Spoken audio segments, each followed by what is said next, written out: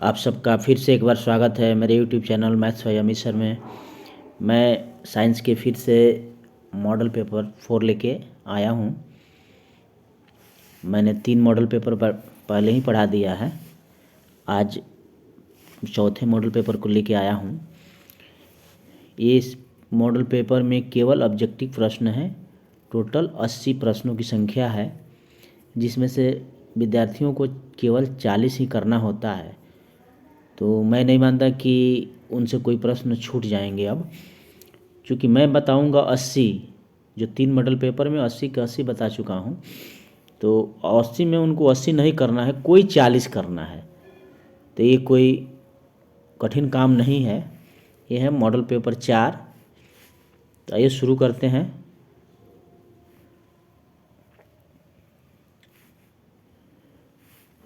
पहला प्रश्न है, भारत में उत्पादित प्रत्यावर्ती विद्युत धारा की आवृत्ति है।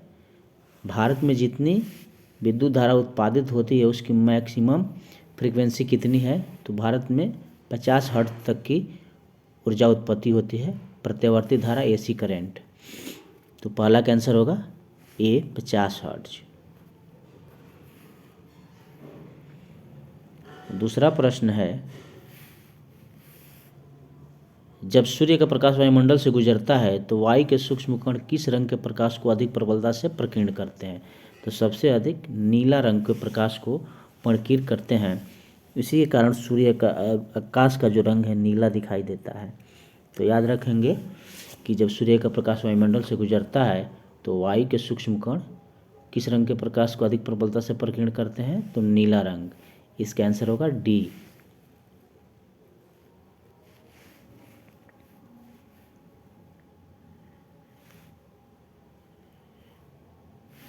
प्रश्न है, निम्नलिखित में से कौन उत्तल दर्पण की फोकस दूरी है जिसकी वक्रता त्रिज्या 32 सेंटीमीटर? ये पिछले 2 मॉडल पेपर में भी आया था प्रश्न।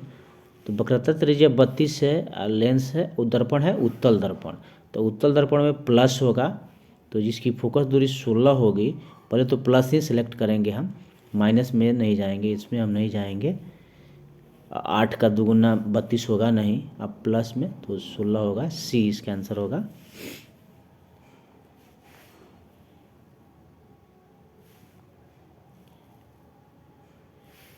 चौथा प्रश्न है, यदि किसी बिंब का प्रतिबिंब का आवर्धन ऋणात्मक है तो उस प्रतिबिंब की प्रकृति क्या होगी? जब भी निगेटिव आवर्धन आता है तो उसका प्रकृति जो होता है वास्तविक और उल्टा होता है। अगर प्लस में रहता, धनात्मक होता, तो आभासी और सीधा होता। तो इसलिए आवर्धन ऋणात्मक है तो उसका प्रकृति होगा वास्तविक और उल्टा। अगला प्रश्न है, गोलीय दर्पण के प्रवर्तक पृष्ठ की वृत्ताकार सीमा रेखा का व्यास। जब भी वृत्ताकार सीमा रेखा का व्यास का जिक्र करे तो समझ जाएंगे कि वो दर्पण का द्वारक ही होगा। फोकस नहीं होगा, त्रिज्या नहीं होगी, प्रधान अक्ष नहीं होगा, गोलीय दर्पण का द्वारक होगा। मतलब कितना उसका मुंह जो है चौड़ा है, द्वार, उसी को द्वारक कहते हैं। तो 5 का जो है डी होगा। छठा प्रश्न है, नेत्र में प्रवेश करने वाली प्रकाश किरणों का अधिकांश अपवर्तन होता है। तो नेत्रोत के अंतर पृष्ठ पर ये नहीं होगा, अभिनेत्र के अंतर पृष्ठ पर ये भी नहीं होगा, कॉर्निया के बाहरी पृष्ठ पर अपवर्तन मुख्य रूप से तो यही होता है लेकिन अधिकांश अपवर्तन कह रहा है, तो अधिकांश अपवर्तन इनमें से किसी पे नहीं होता है। आंसर हो जाएगा इनमें से किसी पे नहीं। 7वां प्रश्न है, नरौरा नाभिकीय विद्युत संयंत्र किस राज्य में है? नरौरा नाभिकीय विद्युत संयंत्र किस राज्य में है? तो ये है उत्तर प्रदेश में। 7वां का आंसर होगा सी। 8 नंबर प्रश्न है, निम्नलिखित में कौन बूझा हुआ चूना है? बूझा हुआ चूना तो कैल्शियम ऑक्साइड नहीं है, ये होता है बुझे हुए चूने का सूत्र होता है CaOH होल ट्वाइस, याद रखेंगे। 8वां का आंसर होगा बी।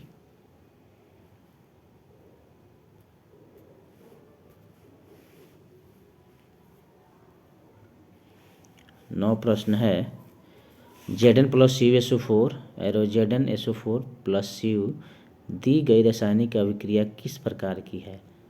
संयोजन नहीं है, विस्थापन। इसमें कॉपर विस्थापित होकर अलग हो रहा है, तो इसलिए डिस्प्लेसमेंट रिएक्शन है, विस्थापन अभिक्रिया है।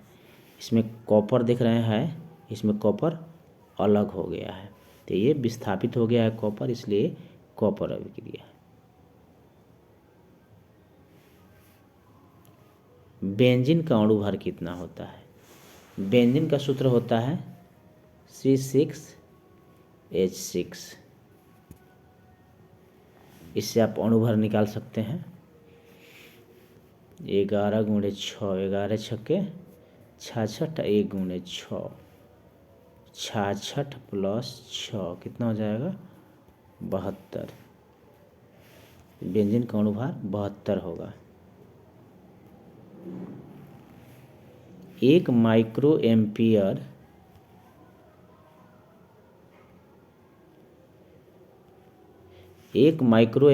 विद्युत धारा निम्नलिखित में से कौन सा है?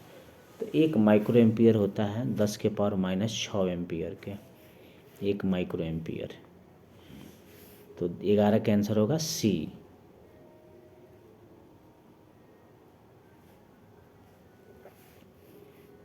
किसी छड़ चुंबक के अंदर चुंबकीय क्षेत्र रेखाओं की दिशा क्या होती है? कोई बार मैग्नेट है, छड़ चुंबक है, तो चुंबकीय क्षेत्र रेखाओं की दिशा क्या होती है? तो उसमें दक्षिण से उत्तर ध्रुव की ओर होती है, साउथ पोल से नॉर्थ पोल की ओर जाता है। तो 12 का आंसर होगा बी।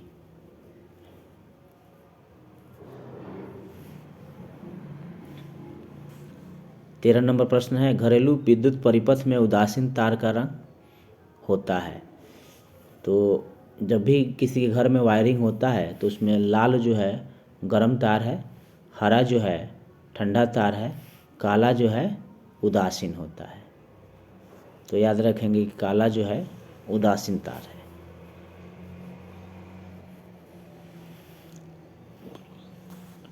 किस युक्ति में विभक्ति वलय दिक् परिवर्तन का कार्य करता है? किस युक्ति में विभक्ति वलय दिक् परिवर्तन का कार्य करता है? तो विद्युत मोटर में जो है विभक्त वलय होते हैं, हाफ हाफ होता है, वो दिशा परिवर्तन का कार्य करते हैं। 14 का आंसर हो जाएगा बी। वलय दिक् परिवर्तन का काम विद्युत मोटर में ही होता है। 15वां प्रश्न है जल विद्युत संयंत्र किस ऊर्जा को विद्युत ऊर्जा में रूपांतरित करते हैं? तो जो जल विद्युत पैदा होता है, मान लीजिए यहाँ पहाड़ी है, यहाँ से पानी गिर रहा है, पानी गिरता है तो यहाँ पे टरबाइन नाचता है, यहाँ पे टरबाइन नाचता है। तो किसी ऊंचाई से पानी गिर रहा है, तो कोई वस्तु जितनी ऊंची है उसकी स्थिति के अनुसार उसमें ऊर्जा उतनी संचित है, तो इसमें होगा स्थितिज ऊर्जा। तो इसमें थोड़ा सा आप ध्यान देंगे, जल विद्युत संयंत्र किस ऊर्जा को रूपांतरित करता है? तो स्थितिज ऊर्जा को, न कि तापीय ऊर्जा, नाभिकीय ऊर्जा, सौर ऊर्जा, इसमें किसी नहीं, स्थितिज ऊर्जा याद रखेंगे। जब मैग्नीशियम फीता को जलाया जाता है तो आग की लौ होती है। जब मैग्नीशियम के फीता को जलाते हैं तो उसमें से जो आग उत्पन्न होता है उसका जो लौ है, फ्लेम, चमकीला उजला होता है। तो 16 का होगा सी।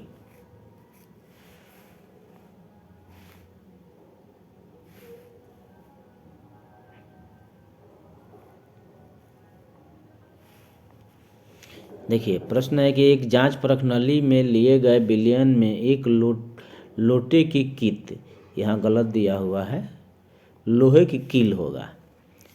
लोहे की कील को डुबाया गया। आधे घंटे के बाद देखा गया कि विलयन का रंग परिवर्तित हो चुका है।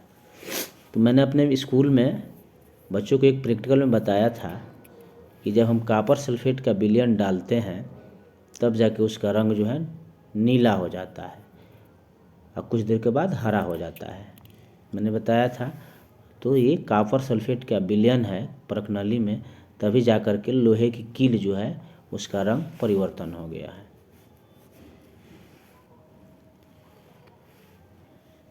निम्नलिखित में कौन से यंत्र का उपयोग रक्तदाब मापने में किया जाता है? ब्लड प्रेशर मापने वाला मशीन कौन सा है? तो एस्फाई मैनोमीटर होता है, स्फिग्नो मैनोमीटर, इसका नाम है स्फिग्नो मैनोमीटर।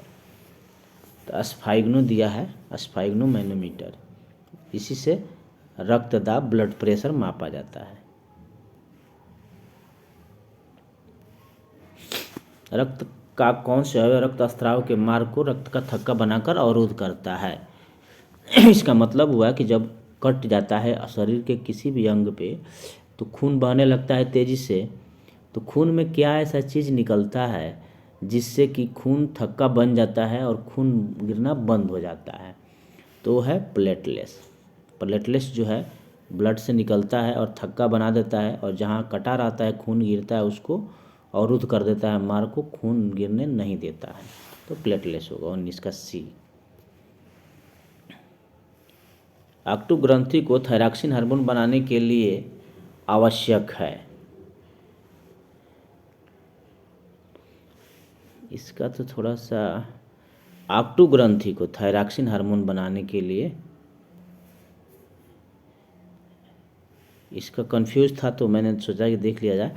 ऑक्टो ग्रंथि को थायरॉक्सिन हार्मोन बनाने के लिए सोडियम भी चाहिए, क्लोरीन भी चाहिए, फास्फोरस भी चाहिए, सब चाहिए। तो इसलिए इसका आंसर हो जाएगा सभी। मस्तिष्क का कौन सा भाग शरीर की स्थिति तथा संतुलन का अनुरक्षण करता है? मस्तिष्क कौन सा भाग? 3 भाग होता है, अग्र मस्तिष्क, मध्य मस्तिष्क, अनुमस्तिष्क। तो इसमें से कौन सा हमारे बॉडी को कंट्रोल करता है? तो अनुमस्तिष्क करता है। पादप हार्मोन साइटोकाइनिन सहायक है। प्ररोह के अग्रभाग की लंबाई में वृद्धि के लिए ये भी सही है। तने की वृद्धि के लिए इसमें भी काम आता है साइटोकाइनिन। पादप की प्रकाश की ओर मुड़ने के लिए इसमें भी साइटोकाइनिन सहायक है। इसका मतलब इसमें सभी होगा। पादप हार्मोन साइटोकाइनिन इस तीनों के लिए लाभदायक है, सहायक होता है। 23 है कि कोई विलयन नीला लिटमस पत्र को लाल कर देता है। तो जो नीला लिटमस पत्र को लाल करता है वो अम्ल होता है। तो अम्ल इस ऑप्शन में है नहीं, तो अम्ल का जो पीएच मान होता है 7 से कम होता है। तो 7 से कम इसमें कहाँ कौन ऑप्शन है? ए। तो ये हो जाएगा 5। 23 का ए आंसर होगा।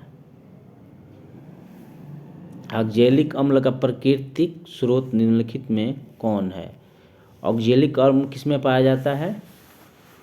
ऑक्जेलिक अम्ल जो है टमाटर में पाया जाता है। तो 24 का बी आंसर होगा। 25 है, निम्नलिखित में कौन सबसे अधिक क्रियाशील धातु है? पोटेशियम सबसे अधिक क्रियाशील। ये जो 4 गो ऑप्शन दिया इसमें जो है पोटेशियम अधिक अभिक्रियाशील है।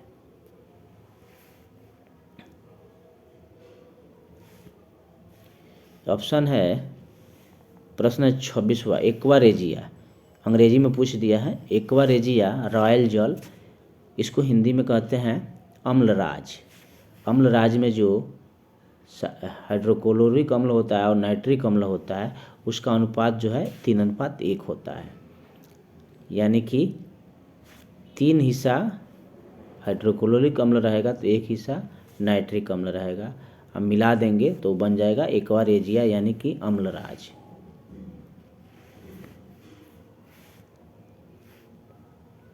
ये जो है CHO का कार्यात्मक समूह निम्नलिखित में से कौन सा है? तो CHO जो है एल्डिहाइड का है। तो इसका आंसर होगा 27 का डी।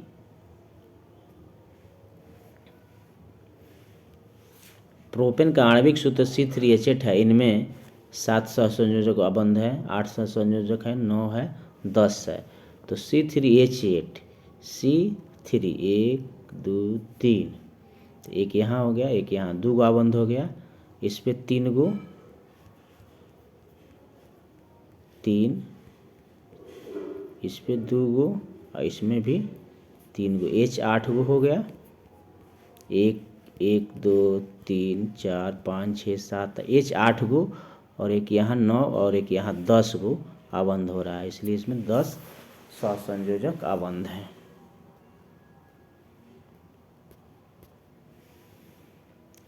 आधुनिक आवर्त सारणी में बाईं से दाईं ओर जाने पर परमाणु का जो आकार है वो घटता है। परमाणु का आकार घटता है, जब वर्ग में आएंगे तो बढ़ेगा, लेकिन आवर्त सारणी में बाईं से दाईं ओर जाने पर, ऊपर से नीचे नहीं कर रहा है, बाईं से दाईं ओर यानी कि आवर्त में घुमा रहा है, इसलिए घटता है। आधुनिक आवर्त सारणी में कितने ऊर्ध्व स्तंभ है? ऊर्ध्व स्तंभ पूछ दिया है, इसको पूछना चाहिए कितने वर्ग हैं। तो ऊर्ध्व स्तंभ को वर्ग कहते हैं, याद रखना है। तो 18 वर्ग हैं आवर्त सारणी में।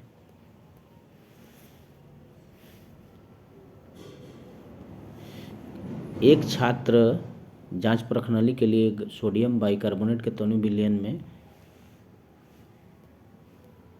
सार्वभौम सूचक की कुछ बूंद मिलाता है, तो निम्नलिखित में कौन सा रंग दिखेगा? सार्वभौम सूचक यानी कि प्राकृतिक सूचक है, उसका एक रंग मिलाता है किसमें? सोडियम बाइकार्बोनेट में, तो उसका रंग जो है नीला हो जाता है। निम्नलिखित में कौन आहार श्रृंखला का निर्माण करता है? तो घास गेहूं आम नहीं है, घास बकरी मानव, घास को बकरी खाती है, बकरी को मानव खाता है, ये हो जाएगा सही। 32 का हो जाएगा बी।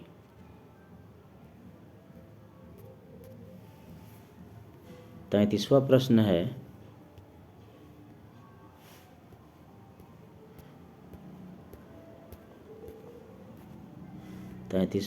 है, स्लाइड को सर्वप्रथम कंपाउंड माइक्रोस्कोप से देखा जाता है, 10 गुना पावर से उसको देखा जाता है, 10x यानी कि 10 गुने पावर से। दो तंत्रिका कोशिका के मध्य खाली स्थान को कहते हैं। दो तंत्रिका कोशिका है, उसके बीच जो खाली स्थान है उसको कहते हैं सिनेप्स। सिनेप्स कहते हैं, बी आंसर होगा। स्त्रियों में लिंग गुणसूत्र युग्म होता है। स्त्रियों में दोनों एक्स होता है और मर्द में XY होता है। स्त्रियों में पूछ रहा है।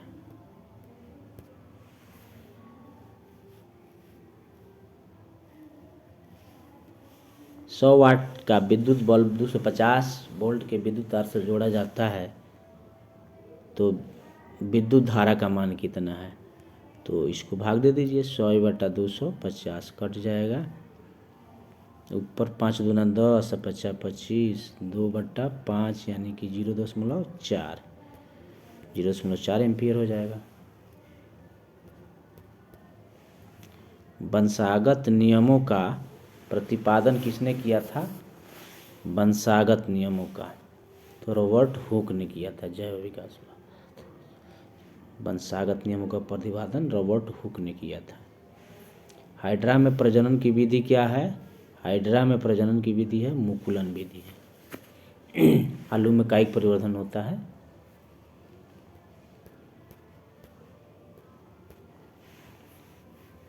पुष्प का कौन सा भाग परागकण बनाता है?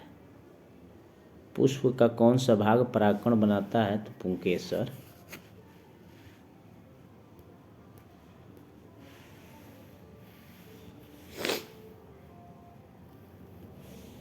निम्न में से कौन मानव में मादा जनन तंत्र का भाग नहीं है? मादा जनन तंत्र का भाग नहीं है। तो मादा में अंडाशय होता है, गर्भाशय भी होता है, डिंबवानी भी होता है, इसलिए इसका आंसर होगा सी। यहाँ पूछ रहा है कि नहीं है, इसलिए सी आंसर। निम्न में से कौन जीवाणु जनित रोग नहीं है? जीवाणु जनित रोग, माने जीवाणु से होने वाला रोग नहीं है। तो मस्सा जो है जीवाणु से रोग होने वाला नहीं है। इनमें से कौन पादप हार्मोन है? पादप हार्मोन माने पेड़ पौधों में पाया जाने वाला हार्मोन कौन है? साइटोकाइनिन। बाकी 3 जो है वो जीव में पाया जाता है।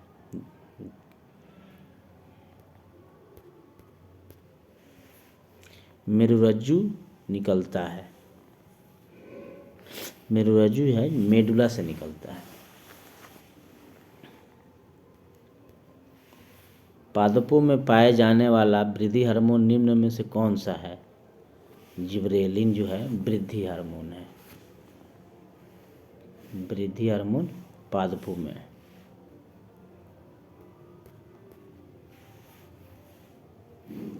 निम्न में से कौन बौने को दर्शाता है? बौने को कौन दर्शाता है?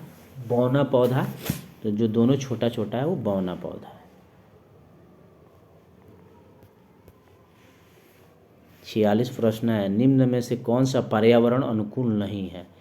पैदल चलना पर्यावरण का अनुकूल है, साइकिल से चलना भी है, मोटरसाइकिल से चलना जो है पर्यावरण का अनुकूल नहीं है। 46 का आंसर होगा सी। जैव विविधता का विशिष्ट स्थल है। तो जैव विविधता वन में जब जाएंगे तो आप देख लेंगे कि वहाँ सारे प्रकार के जीव जंतु मिलते हैं और जैव विविधता वहाँ स्पष्ट देखने को मिल जाएगा।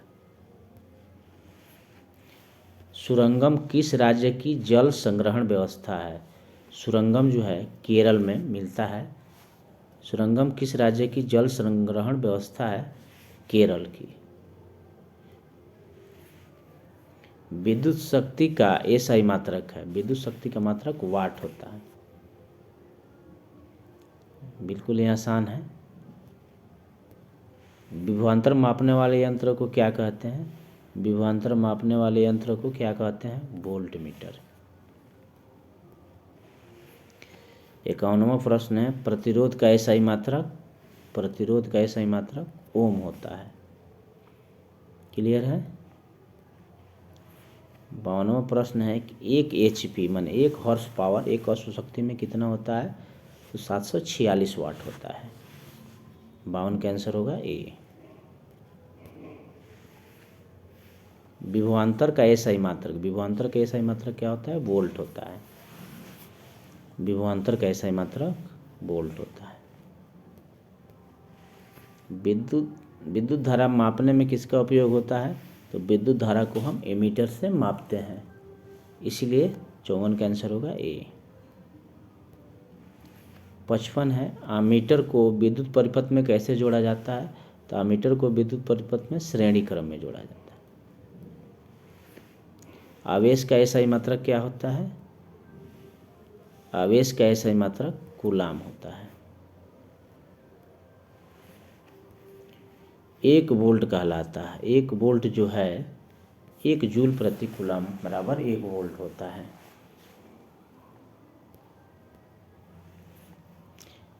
विद्युत बल्ब का जो फिलामेंट है, तंतु फिलामेंट किसका बना होता है? टंगस्टन का बना होता है। विद्युत बल्ब का फिलामेंट टंगस्टन का बना होता है।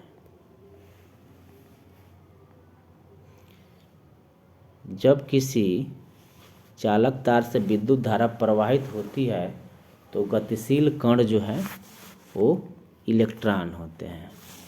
हमेशा गतिशील कण इलेक्ट्रॉन ही रहते हैं।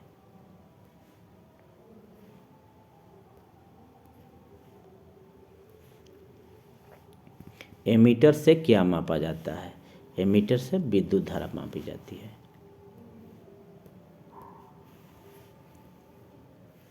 किसी कुंडली का प्रतिरोध ज्ञात करने के लिए सूत्र है R बराबर V बटा I। कुंडली का प्रतिरोध ज्ञात करने के सूत्र है R बराबर V बटा I। 61 का B। 1 किलोवाट घंटा किसके बराबर होता है? ये प्रश्न बहुत बार पूछता है। तो 1 किलोवाट घंटा जो है 3.6 × 10⁻6 जूल के बराबर होता है। 62 का C। विद्युत फ्यूज विद्युत धारा के किस प्रभाव पर कार्य करता है? विद्युत फ्यूज जो है विद्युत धारा के ऊष्मीय प्रभाव पर कार्य करता है। कि जब भी विद्युत धारा का मान बढ़ जाता है तो फ्यूज गर्म होकर के पिघल जाता है। तो ये है ऊष्मीय प्रभाव 63 का ए। निम्नलिखित में से कौन सा पद विद्युत धारा में विद्युत शक्ति को निरूपित नहीं करता है? यानी विद्युत शक्ति निकालने के लिए 4 गो जो ऑप्शन है उसमें से कौन नहीं है? तो I/R²। ये जो है बी जो है आंसर होगा इसका। इसी से शक्ति निरूपित नहीं होती है, बाकी तीनों से शक्ति को निकाला जा सकता है। 65वां प्रश्न है, किसी चालक के छोरों का विभवांतर V प्रतिरोध I एवं प्रवाहित धारा के बीच संबंध तो क्या होता है? R बराबर V/I, यानी कि V बराबर IR, उसी से निकल जाएगा R बराबर V/I। 65 का C। 1 कूलाम आवेश कितने प्रोटॉनों से बनता है? तो पिछले वीडियो में भी एक प्रश्न आया हुआ था। 6.25 × 10⁻18 प्रोटॉनों से मिलकर के एक विद्युत कूलाम आवेश जो है बनता है। ओम के नियम क्या है? तो V बराबर IR। ओम के नियम का जो सूत्र है वो V बराबर IR है। 68 प्रश्न है, किसी चालक के प्रतिरोधकता का मान जो है ओम मीटर होता है। किसी चालक के प्रतिरोधकता का मान जो है ओम मीटर होता है। 68 का B। 100 वाट 220 वोल्ट के विद्युत बल्ब के तंतु का प्रतिरोध क्या होगा? ये पिछले प्रश्न में भी आया तो मैंने बता दिया था कि 220 × 220/100, 0 से 0, 0 से 0 और 22 में गुणा कर देंगे तो 484 ओम हो जाएगा।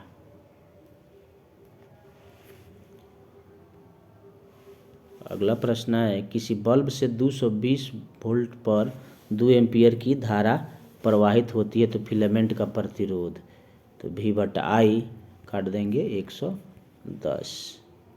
110 हो जाएगा। 70 का B।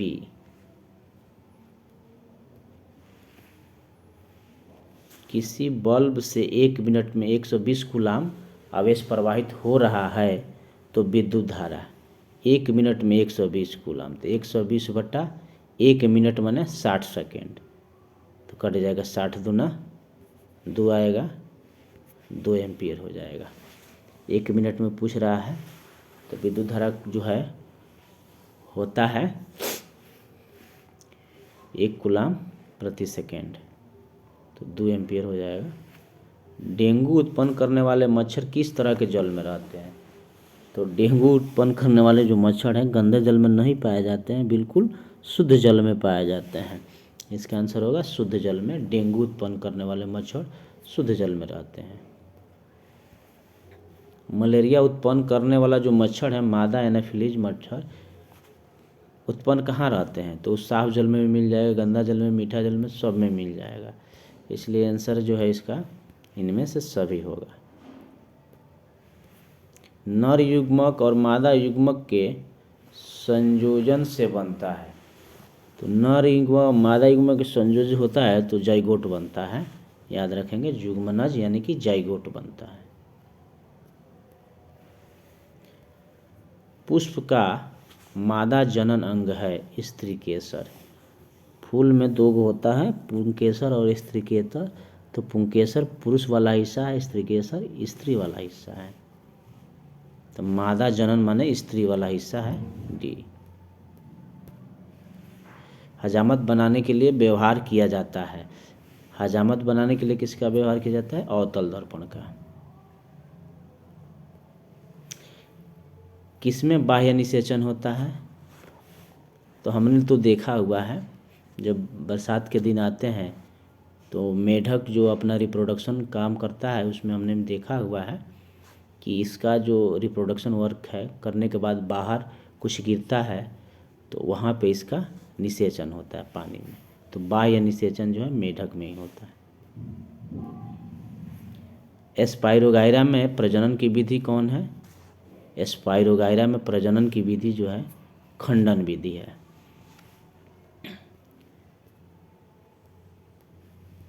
सेकेंड लास्ट प्रश्न है, सल्फर परमाणु की बाह्यतम कक्षा में इलेक्ट्रॉनों की संख्या होती है।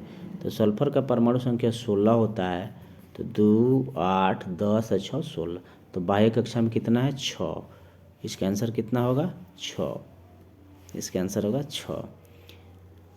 इसके बाद लास्ट प्रश्न है 80 नंबर। तो इससे पहले मैं एक बात बता दूं, इस वीडियो में मैंने कुल 80 प्रश्नों को हल किया है, 80 प्रश्नों का उत्तर दिया है। तो विद्यार्थियों को 80 प्रश्न नहीं बनाने हैं, कोई 40 को बनाना है इसमें से।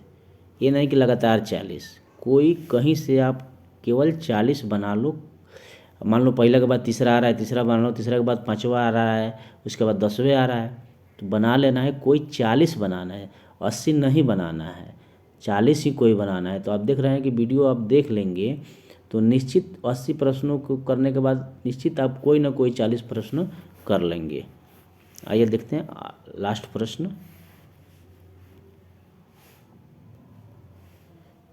प्रश्न है, ग्लूकोज के एक अणु में ऑक्सीजन के कितने परमाणु होते हैं? ग्लूकोज का सूत्र होता है C6H12O6। तो O में कितने हैं? 6 होता है, 6 हो जाएंगे। इस प्रकार आज के वीडियो में कुल 80 प्रश्नों का उत्तर दिया हमने। मुझे आशा है कि आप लोग वीडियो को देखेंगे और परीक्षा में अच्छा से अच्छा अंक लाएंगे।